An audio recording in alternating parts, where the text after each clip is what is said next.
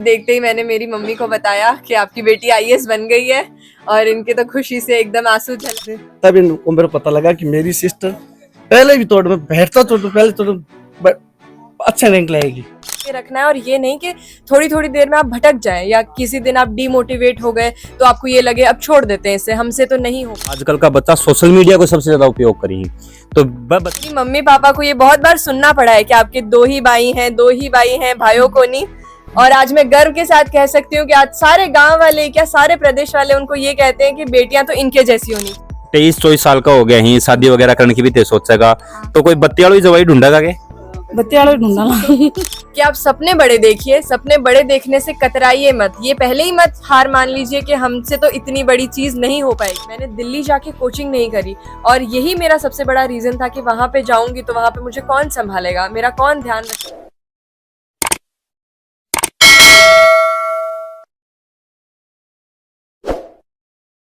Matrix high school के खूबसूरत campus में अब प्री फाउंडेशन एंड ओलंपियाड्स की भी होगी तैयारी। क्लास 5th to 10th के छात्रों को अब सीकर में ही मिलेगा IIT IIM ग्रेजुएट्स के मार्गदर्शन में अपने सपने पूरे करने का मौका।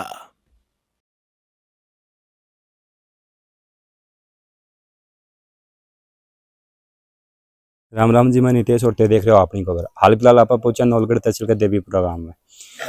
आठे आपने पूछने को रीजन है कि राजेश जी कल्याण की जो बेटी है टीना कल्याण भाई यूपीएससी के अंदर 324वीं रैंक हासिल करी है।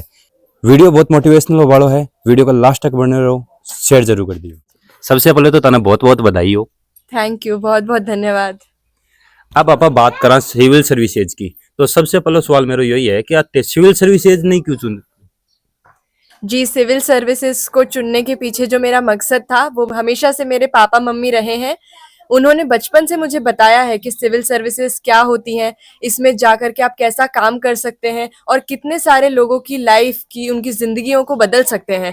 तो बचपन से मेरा 5th-6th क्लास से यही गोल रहा है और हमेशा से उनके बताए हुए मार्गदर्शन पर मैं चलती रही हूँ और इसीलिए आज मैंने ये एग्जाम को क्रैक। तो जो कि तारी शुरुआती पढ़ाई की बात करें 5वीं 6वीं ता नहीं हो इंटरेस्ट होगा कि मैंने सिविल सर्विसेज ही करनी है तो शुरुआती पढ़ाई कहीं श्योर तारो यो सिविल सर्विस तक पूछन को सपनों कहीं से साकार हो? जी, शुरुआती पढ़ाई तो मेरी स्कूल में ही जो रही है वही हुई है। मुझे ये था कि कॉलेज करने के बाद मैं पूर्ण रूप से इस तैयारी में जुट जाऊंगी, तो तब तक मैंने अपने पसंद के विषय सब पढ़े। जैसे कि 11th-12th में मैंने मैथ्स लिया था, मुझे मैथ्स में काफ़ी रुचि थी और मैंने ग्रेजुएशन भी डेयरी टेक्नोलॉजी से किया है, वो भी मुझे काफ़ी इंटरेस्टिंग लगा था इसलिए मैंने वो लिया। और सिविल सेवा के जो विषय हैं वो मैंने ग्रेजुएशन के बाद पूर्ण रूप से स्टार्ट किया और 2 साल लग के तैयारी करी और ये सफलता प्राप्त करी। तो तैयारी का आएगा कौन कौन सा पॉइंट आज जकाते या कौन कौन सी है कि आदत है जकिन ते अवॉइड करी? जी, सबसे पहले तो मैं ये कहना चाहूँगी कि आपको अपना लक्ष्य जो है वो निर्धारित करके रखना है और ये नहीं कि थोड़ी-थोड़ी देर में आप भटक जाएँ या किसी दिन आप डीमोटिवेट हो गए तो आपको ये लगे अब छोड़ देते हैं इसे, हमसे तो नहीं हो पाएगा।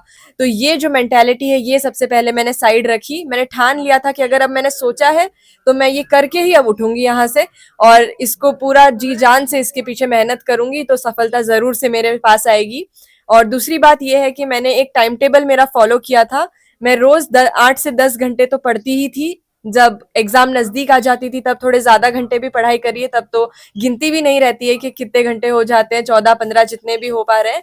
पर एक टाइम टेबल रखना बहुत से जरूरी है कि आप कितनी देर पढ़ रहे हैं, कितनी देर क्या दूसरा काम कर रहे हैं, तो वो काफी महत्वपूर्ण होता है। एक और बात मैं ये भी कहना चाहूंगी कि आप अपनी मेंटल हेल्थ का काफी ध्यान रखिए। ये नहीं कि आप पढ़ाई में ही रह गए तो आप दूसरा कुछ काम ना करें, भले योगा हो गया, मेडिटेशन हो गया, अपने घर वालों से बात करना हो गया, आप उनके साथ आधा घंटा शाम को रहकर बात करेंगे तो आपका माइंड फ्रेश होएगा। तो आप अपनी पढ़ाई के साथ साथ अपनी मेंटल हेल्थ का ख्याल रखिए, सब चीज़ों का बैलेंस बना करके रखिए, तो ज़रूर से मेरी तरह और भी कई बच्चे यहाँ से निकलेंगे और बड़े-बड़े पदों पे जाएंगे। तो ते एक रूटीन बता रहे हो पढ़ाई को कि 10 से 12 घंटा ते लगातार पढ़ाई करी तो कोई आए को दिन को नहीं होगी जब दिन तारी पढ़ाई मिस हो या फैमिली के अंदर कोई प्रोग्राम हो तो वो अटेंड करनो तो भी वजह से पढ़ाई डिस्टर्ब होनो तो बिन की हिसाब मैनेज करो थे? जी देखिए, ये तो होता ही है। कोई भी इंसान रोज सेम प्रोडक्टिविटी से तो पढ़ नहीं सकता है। तो ऐसा होता था कि किसी दिन मेरी पढ़ाई कम हो गई, मान लीजिए 3-4 घंटे ही हुई, पर फिर मैं वो दूसरे दिन कंपनसेट कर लेती थी कि किसी दिन पढ़ाई का अच्छा मूड हो गया तो 8 की जगह उस दिन 12 घंटे पढ़ लिए। ऐसे करके एवरेज 8-10 घंटे रहा, पर किसी दिन कम, किसी दिन ज़्यादा ज़रूर से हो जाती थी। और जो शादी-ब्याह जो आप कह रहे हो फंक्शन अटेंड करने की बात, वो तो मैंने बिल्कुल 2 साल बंद कर दिया था। मेरे पापा-मम्मी भी मेरे तक तो बात ही नहीं आने देते थे, वो खुद ही मना कर देते कि नहीं अभी बच्ची की एग्ज़ाम है तो कहीं आना-जाना नहीं है, उसकी पढ़ाई डिस्टर्ब नहीं होनी चाहिए। और कई टाइम पे एम भी आए होगो कि ते डिमोटिवेट होगा, तो बी डिमोटिवेट में घरवाला को कितनो सपोर्ट करो कि ताने मोटिव करियो और खुद न ते की हिसाब मोटिवेट करियो।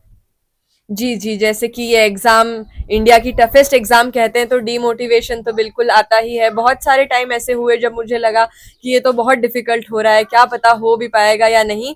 तो उसमें वही चीज़ है, आपकी फैमिली का जो सपोर्ट है वो आपको कॉन्स्टेंटली पुश करता रहता है आगे। जैसे कि मेरे को बहुत बार लगता था तो मैं अपनी दीदी से, मेरी बड़ी बहन जो है उनसे मैं हर चीज़ शेयर करती हूँ। उन्होंने जिस तरह से मुझे मोटिवेटेड रखा है, मेरे पापा, मेरी मम्मी, ये मुझे बहुत ऐसा लगता है कि ब्लेसिंग रही है मेरे लिए। मैंने दिल्ली जाके कोचिंग नहीं करी और यही मेरा सबसे बड़ा रीज़न था कि वहाँ पे जाऊँगी तो वहाँ पे मुझे कौन सँभालेगा, मेरा कौन ध्यान रखेगा, कभी मुझे डिमोटिवेटेड फ़ील होगा तो मैं किसके पास जाऊँगी।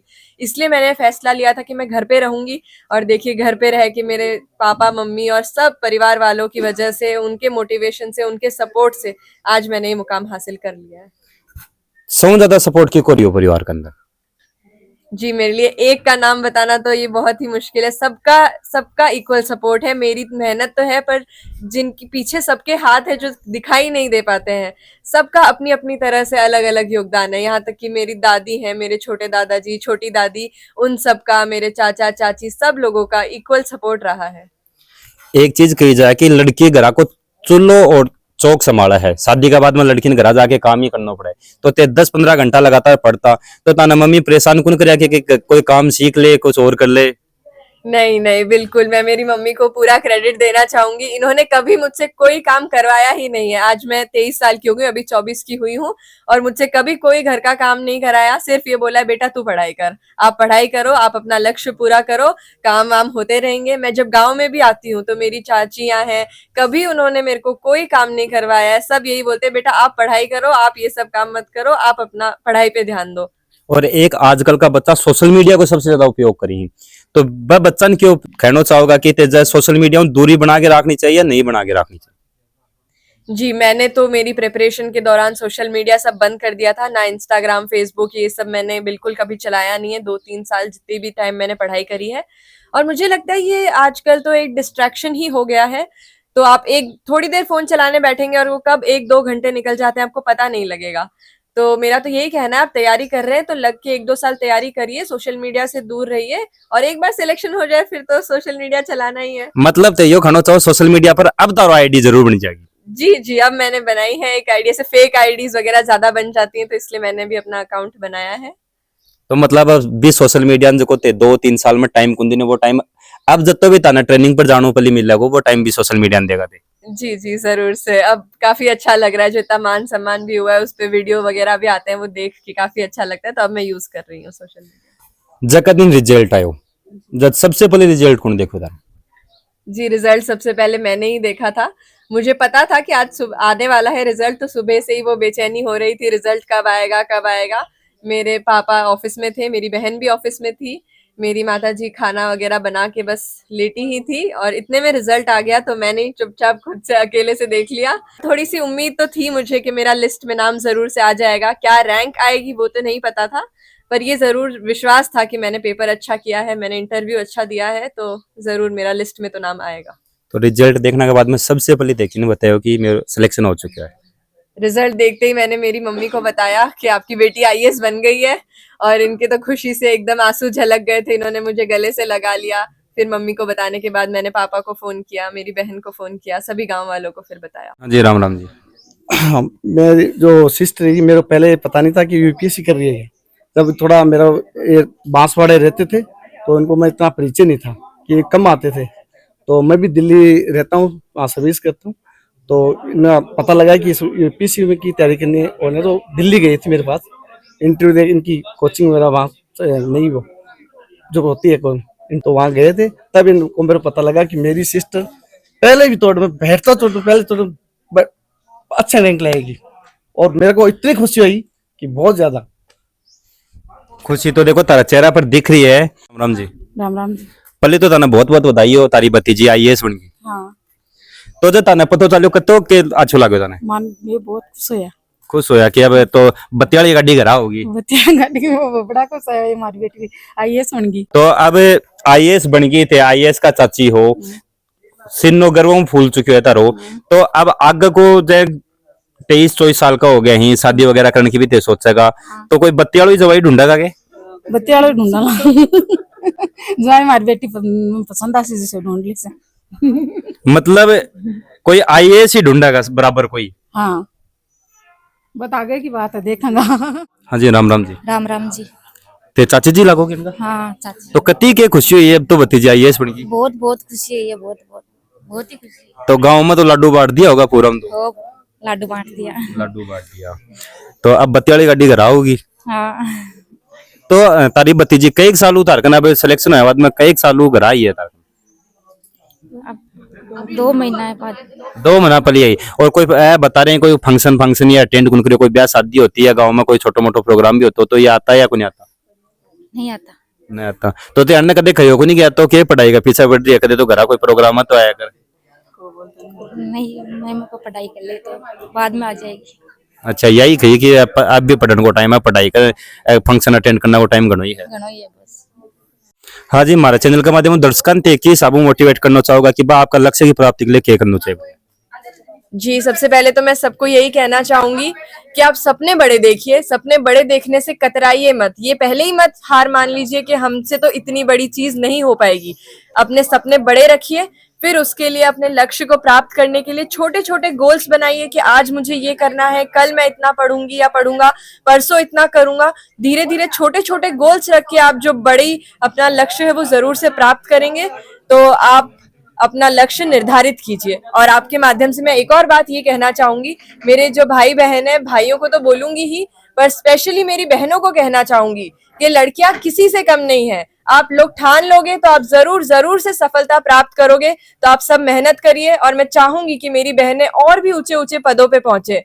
मैं ये भी कहना चाहूंगी कि मैं और मेरी बड़ी बहन है, वो भी एग्रीकल्चर ऑफिसर है, आज से 3 साल पहले लगी थी वो।